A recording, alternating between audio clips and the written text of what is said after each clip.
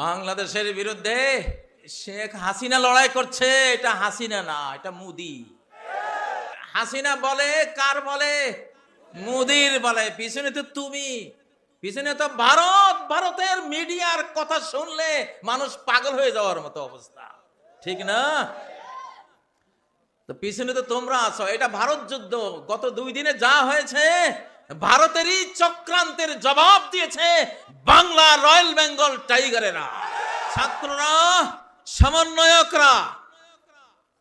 যতদিন এই দেশের স্বাধীনতা ঝুঁকির মধ্যে থাকবে, ততদিন বিনিদ্র রজনী সীমান্ত প্রহরীর মতো আমাদেরকে সারা বাংলাদেশ প্রহরার আওতায় রাখতে হবে, ফেসবুক মিডিয়ার আওতায় রাখতে হবে।